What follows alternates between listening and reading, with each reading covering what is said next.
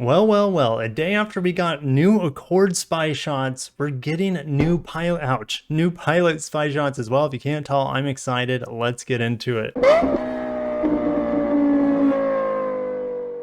This is the year of SUVs for Honda. Geez, I'm hitting everything right now. New HRV, just drove that, great car. New CRV, which reveal will be July 12th. So stay tuned. I will give you guys that information. We also have new Pilot to come by the end of the year.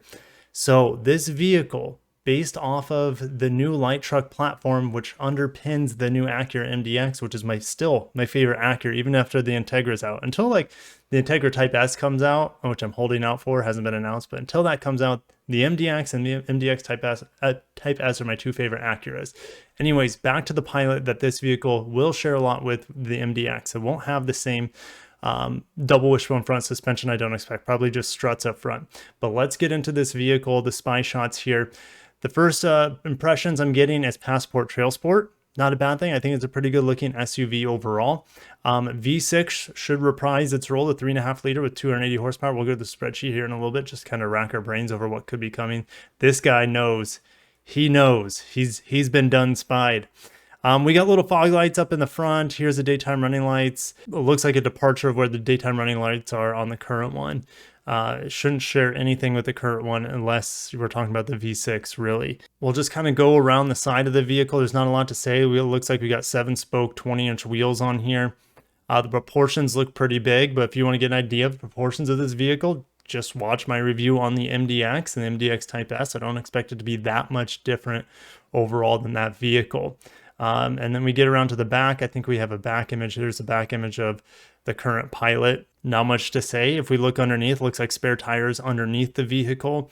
We have dual exhaust. We also have what looks to be independent rear, which isn't anything new. So based off the new CRV and the interior shot we got yesterday, could it be that the interior of the new Pilot will be that honeycomb-like grille? It's definitely a possibility. I'd say it's like a 50-50 shot at this point. This is going to be the first large architecture or light truck architecture Honda, because we already have the MDX, but this is the first one in the Honda lineup. After this, it'll probably be the Odyssey, maybe the Ridgeline after that, and then maybe the Passport after that. So we're going to have a whole slew of large platform vehicles coming from Honda in the next 2 to 3 years. I'm very excited about it. It's really hard to see what's going on in the back end.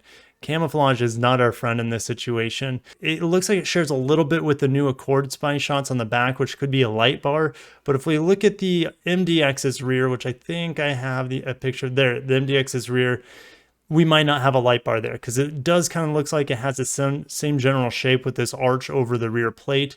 And it does say Ohio because Ohio is testing grounds, building grounds for a lot of Honda and Acura vehicles.